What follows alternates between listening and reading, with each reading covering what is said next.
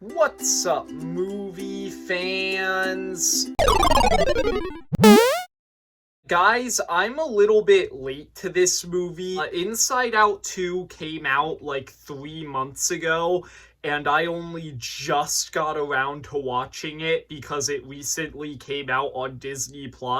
I wanted to see this movie in theaters. I was actually really excited for it. This was one of my most anticipated movies of the year because I love Pixar and I love the first Inside Out movie.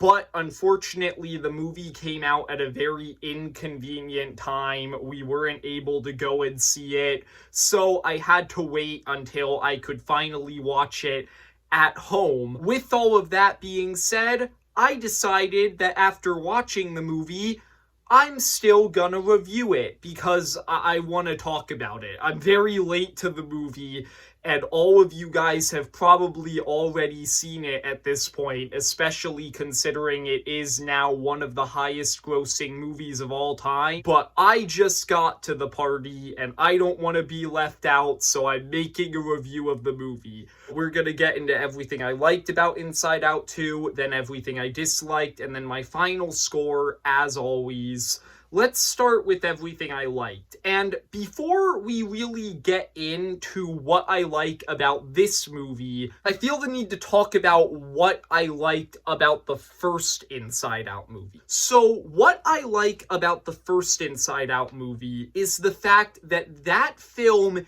isn't just a really fun kids movie. I mean, it is, but it's also a movie that I think in many different ways is very useful for kids because it is a movie that is literally showing you what happens inside your mind at a certain age. It's showing you this entire fictional universe using all of these real world terms about psychology and what goes on in your head to kind of show you and help you better understand how your emotions work, how to process changes in your own life, what the purpose of certain emotions is. And so as a result, I think that Inside Out is a very beautiful and emotionally powerful movie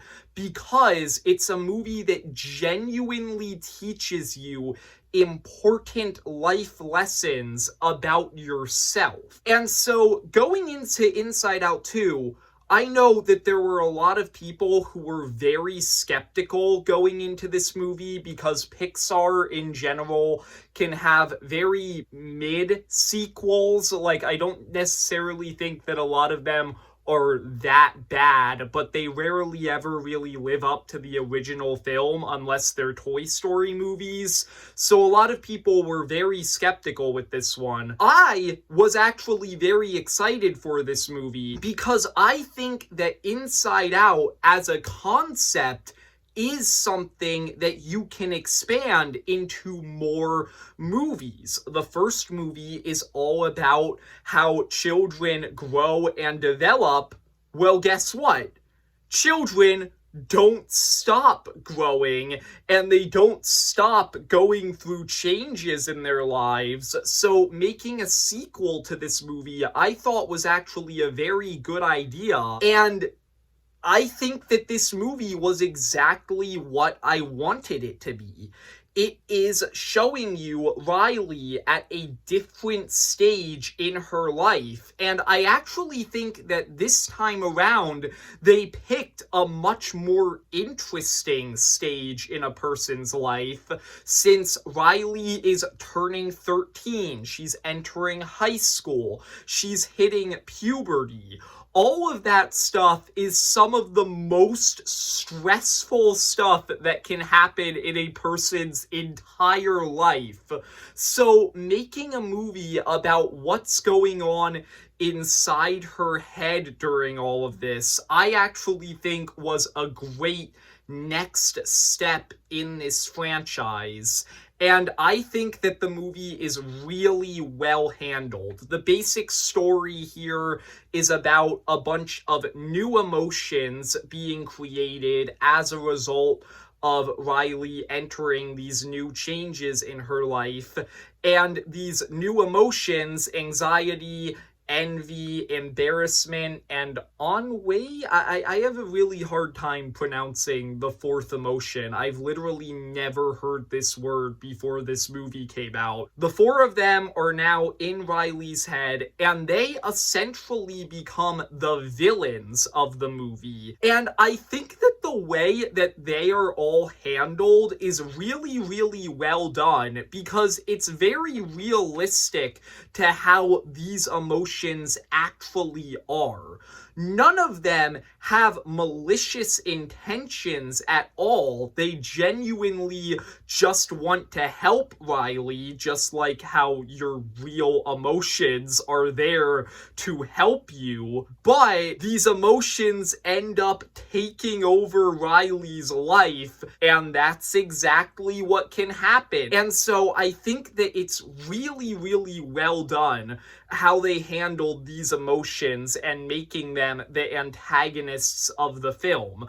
None of them have malicious intentions, but the simple fact of the matter is that these emotions just kind of suck. Nobody likes feeling them. But at the same time, they're there for a reason. They are important. And so yeah, this movie was just really, really interesting to me because it's just exploring all of these important lessons about yourself. It's a movie that's very, very easy to relate to. I actually really, really like Riley's personal journey in this movie, because one thing about the first movie that I wouldn't necessarily say is a complaint, but it's just a thing to note about it, is that Riley doesn't really feel like a character in that movie. She's kind of just a plot device. You're not really going to the movie to see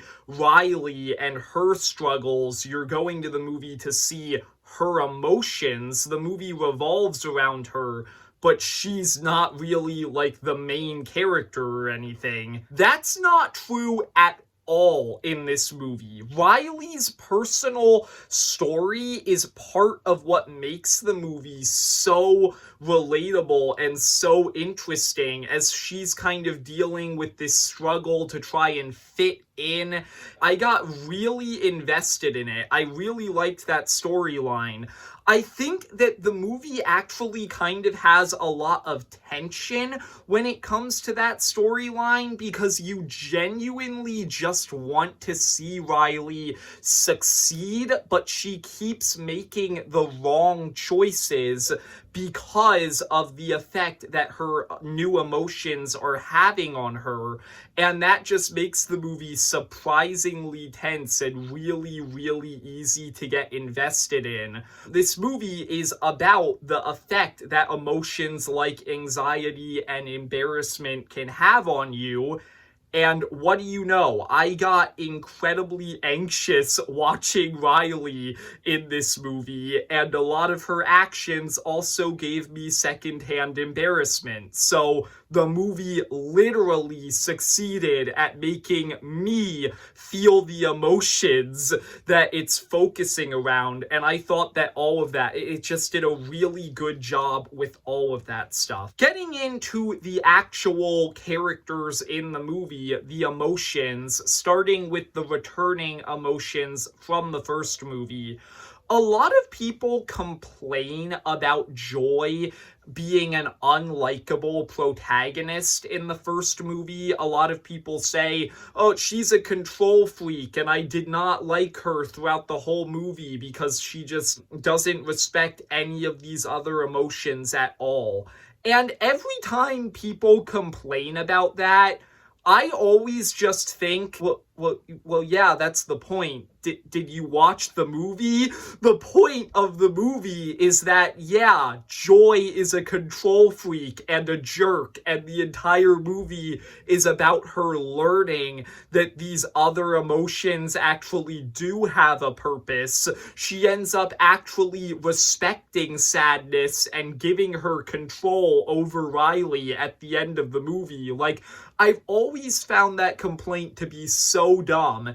And guess what? Now that Joy actually did learn her lesson in the first movie, she's much more likable this time around. I actually really liked her in this movie. She actually feels grown. She feels like she respects all of these other emotions, especially sadness, a lot more. And that was just really, really cool to see, and I really enjoyed that. The other returning emotions, sadness was obviously the second main character of the first movie. She kind of gets sidelined for a lot of this movie, but I still enjoyed the subplot that she gets and her struggle with her confidence over the course of the movie.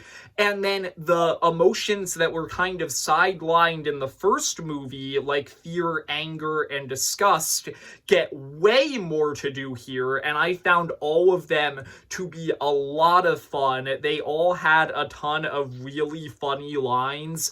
My favorite running joke in the entire movie is the joke about fear having a crush on anxiety. That was just really, really funny and well done. And now, getting into the new emotions, since they are obviously like the main central plot point of the movie, anxiety is the main antagonist of the movie, and I kind of already talked about her earlier. Like I said, I just think it's really cool that she's an antagonist, but she's not really a villain. She's just genuinely trying to help, but anxiety just kind of sucks, so she ends up ruining a lot of elements of Riley's life, and it's just really interesting and well done. Envy, I really enjoyed her. I thought that she had a lot of really funny lines. Onway, I still can't fully pronounce it. I think I'm pronouncing it right. She was really funny, just her complete indifference and sarcasm towards everything. That was a lot of fun. Embarrassment was a nice side character. I liked his interactions with sadness. All of the new emotions were really, really cool to see. And yeah, the final thing that I'm really going to mention in the good segment of this video is I think that the expansions to the world of the first movie are great here. The first movie has one of the most creative worlds in Pixar history, and this movie doesn't really expand on it a whole lot, but it expands on it just enough. It adds in a lot of new concepts that are really cool, and I enjoyed that a lot. And then besides that, the only other good thing that I have to say about this movie, this probably goes without saying, but this movie has incredible animation. And with all of that being said, now let's get into the bad section. And truth be told, I don't really have anything that major to say here, other than I just don't think it's as good as the first movie. That's really it. I don't really have, like, a major reason why I didn't think it was as good as the first movie. I just think that the emotional moments in the first movie hit a lot harder. The first movie is obviously more original, so there's just some things that held it back from being as good as that film.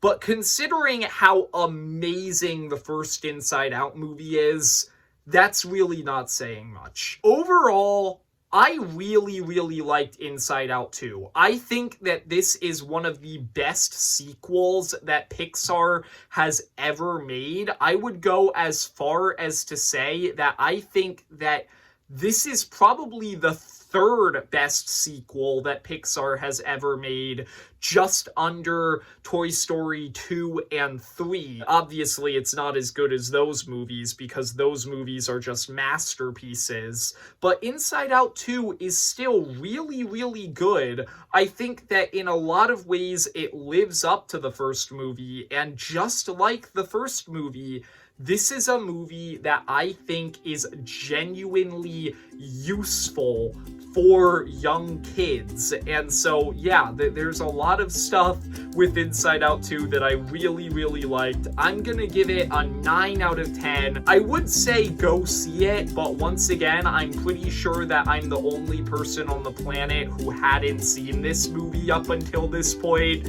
So if you somehow haven't watched this movie, just like me, go watch it on Disney Plus. That's really all I have to say. I hope you enjoyed. If you did, leave a like and subscribe. Comment down below, what are your thoughts on Inside Out 2? And see ya, movie fans.